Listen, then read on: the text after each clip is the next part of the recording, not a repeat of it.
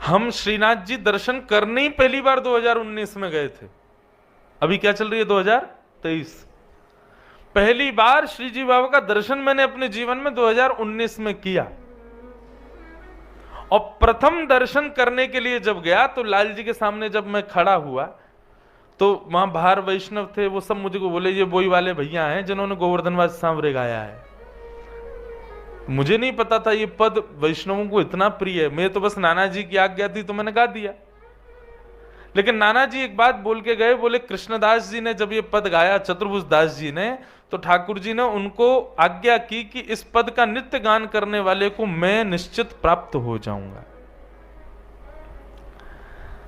अब वो बात नाना जी की हमने सुन ली थी, लेकिन उसका कोई ऐसा भाव नहीं था।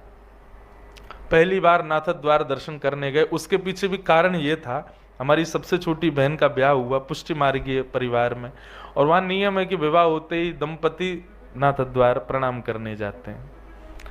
तो वे प्रणाम करने जा रही थी, उनका मुझ पर फोन आया, बोले तुम कहाँ हो? मैंने कहा मैं अहमदाबाद हूँ। बोले वहां से आ जाओ, 4 घंटे लगेंगे। मैंने कहा ठीक है, हम कभी गए भी नहीं, नाथ द्वार चलते हैं। प्रथम नाथ द्वारा दर्शन करने गया और सब बाहर से कह रहे थे, बोले भीतर वो पद जरूर सुनाना भैया गोवर्धनवास सांवरे। मैंने कहा सुना दूंगा।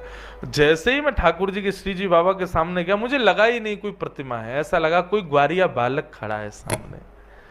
और उस समय पद की 2 पंक्तियां गाई ठाकुर जी के आगे, और पंक्ति गाने के पश्चात बस मन में ये भाव आया, लाल जी आप ब्रज से दूर क्यों आ गए? वृंदावन से नाथ द्वार पहुंचने में 10 घंटे लगते हैं, इतने दूर बैठे हैं। मैंने कहा अरे ब्रजवासी से ऐसो कहा बैर इतनी दूर आके बैठ गए हो? लाल जी हम ब्रजवासी खूब सेवा करेंगे, चलो वापिस हमारे संग। ये भाव अपने आप मन में प्रथम दर्शन में आया, और उसी का परिणाम बाहर आए। एक वैष्णव ने कहा महाराज जी आपका एक तोहफा हमारे पास है। मैंने लाओ दो, और वो हमको गिरधर लाल जी दे गए। बोले लो ये अब आपके संग सदा विराजेंगे। मैंने कि मुझ पर श्रृंगार का सौ भी नहीं आता। बोले ये सब करा लेंगे, आप ले जाओ बस, आज तक विराज रहे हैं। मैंने तो कृपा का प्रत्यक्ष अनुभव किया कि उस पद का ही परिणाम गोवर्धनवासी सांवरे पद का, कि ठाकुर जी पधार गए। मुझसे कई लोग कहते हैं महाराज जी हमें आपके जैसे ठाकुर जी चाहिए। मैंने कि बेटा ये तो आवत प्रेम के मोल रे। मैंने कि बेटा पहले प्रेम करो। मैंने कि यूं मत पूछा करो कितने के लाए कहां से लाए, तुम प्रेम करने लगो ये खुद आ जाएंगे तुम्हारे पास। और मैंने कहा ये जो पद है ना गोवर्धनवासी सांवरे, इसका नित्य गान करो। बस भोग लगाते समय, शयन कराते समय, श्रृंगार करते समय मत गाओ, क्योंकि इससे ठाकुर जी को विरह होता है, ठाकुर जी को याद आती है ब्रजवासियों की। तो श्रृंगार हो जाए, भोग लग जाए, उसके बाद ठाकुर जी खाली बैठे तब ये पद सुनाओ।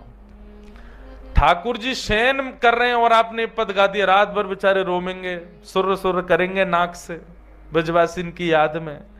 इसलिए ये पद तब सुनाना जब ठाकुर जी अवकाश में बैठे हो, खाली हो, कोई लीला नहीं कर रहे हो। लेकिन ये पद बंधुओं रोज सुनाओ अपने ठाकुर जी को। हम आपको विश्वास से कह रहे हैं, हमारे पास तो लाल जी पधार गए, आपके पास प्रत्यक्ष लाल जी आ जाएंगे, ठाकुर जी अपने आप आ जाएंगे।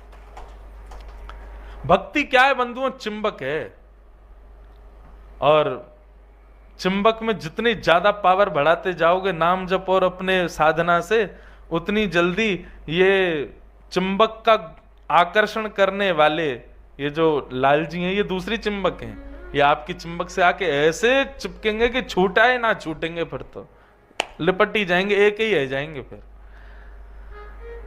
तो मैं क्या बता रहा था, नाथ द्वार में मैंने पहला उत्सव किया ठाकुर जी का, तो उसमें मैं ठाकुर जी का श्रृंगार करता था, और श्रृंगार करके 9 बजे आके मंच पे बैठ जाता था। दर्शन नहीं कर पाता, दर्शन करने जाता था मैं शाम को उत्थापन के, तो पूरे दिन उत्सव रहता था। लेकिन एक वैष्णव बालक को सेवा दे रखी थी कि तुम हमारी तरफ से दर्शन करके आया करो। राजभोग में लाल जी का जो दिन का उत्सव होता है ना, वो राजभोग में धारण करते हैं। तो प्रथम दिन वो दर्शन करके आया, आकर के बताया, बोले महाराज, मैंने कि कैसे आज श्री जी बाबा कैसे लग रहे?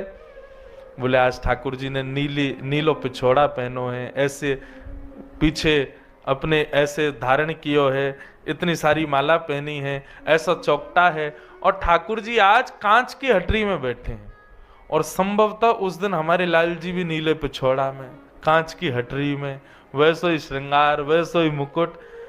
मैं कही यार, ये तो मैंने कही कि तू श्रीजी बाबा के दर्शन करके आई है, तू हमारे लाल जी के क्यों करके आए हो? बोले मैं लाल जी के नहीं, मैं श्रीजी बाबा के ही करके आया हूं। मैंने कहा हैं, ये कैसे होगा? मैं तो सुबह अपने लाल जी को ऐसे बनाया हो, और शाम को जब मैं उत्थापन में जाता तो प्रत्यक्ष प्रमाण हो जाता कि लाल जी वैसे ही बैठे जैसे हमारे लाल जी।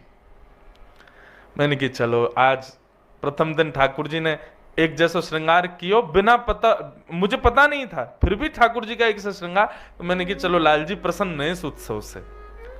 अगले दिन हमने ठाकुर जी को लाल पिछोड़ा धराया, और अगले दिन मोतियों की हटरी में हमारे लाल जी बैठे। मैं दर्शन कथा करने आ गया। कथा करने के बाद में वो बालक फिर मिला। मैंने कहा हाँ भाई, आज ठाकुर जी कैसे लग रहे हैं? बोले आज श्रीजी बाबा ने लाल पिछोड़ा पहनो है और मोती की हटरी में विराज रहे हैं। मेरे हाथ पांव कांपे। मैंने कि भाई तू यार तू सही बता। बोले सही बता रहा हूं महाराज जी। और शाम को फिर उत्थापन में मैं दर्शन करने गया तो वैसे ही ठाकुर जी। मैंने कहा ये कुछ तो बात है। अगले दिन मैं सोच के बैठा, मैंने कि आज मैं ऐसा श्रृंगार करूंगा जो श्रीजी बाबा धारण इन दिनों में करते ही नहीं है, तब पता चलेगी। और हमने अपने ठाकुर जी को सेहरा बांध दिया, दुल्हा बना दिया अपने लाल जी। मैंने कि अब ये जनवरी के समय अब काय को सेहरा पहनेंगे ठाकुर जी। और उस दिन ठाकुर जी नीली हटरी में विराजमान हुए। अब मेरे कथा में कम मन लगे, मुझे यूं लगे कब कथा पूरी हो मैं उससे पूछूं कि आज ठाकुर जी कैसे दिख रहे हैं। कथा पूरी करके जैसे ही मैंने पूछी, मैंने की भैया एकांत में ले जाके मैं जल्दी बता, बाहर लोग खड़े प्रणाम करो। मैंने तुम खड़े रहो, तू बता पहले ठाकुर जी कैसे लग रहे हैं। बोले आज श्रीजी बाबा ने सेहरा पहना है। जैसे ही उसने ये बात कही, मैं सत्य बताऊं नेत्रों से अविरल अश्रुधार, नीली हटरी में ठाकुर जी विराज रहे। अभी भी सोच रहा हूं, मेरे रोंगटे खड़े हो रहे हैं, नेत्र सजल हो रहे हैं। कैसे कृपालु नाथ।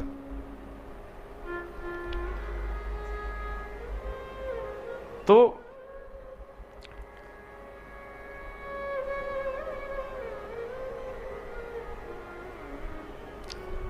ये रीति थी ताज बेगम। उसको अंदर प्रवेश नहीं था मंदिर में, तो बाहर से अपने हृदय का चित्र बनाती थी और पूछती थी दर्शनार्थियों से, ऐसे ठाकुर जी दिख रहे हों तो मैं मानूं कि ठाकुर जी मेरे चित्त में। और जब दर्शनार्थी आके बताता, बोले ऐसे ही दिख रहे हैं ठाकुर जी, नाचने लगती ताज बेगम। बंधुओं, हमारी भक्ति यहीं तक सीमित रहे, हमें मिलना नहीं है ठाकुर जी से। हमको ये छोटे छोटे अनुभव से ही हम जी लेंगे पूरा जीवन। हमको प्रत्यक्ष दर्शन की अभिलाषा नहीं है। बस आप इन भावों से, छोटे छोटे भावों से अपनी स्वीकृति प्रदान कर देते हैं ना, कि हाँ मैंने तुझे स्वीकार कर लिया, बस मुझे उसी में सुख है, हमें उसी में सुख है।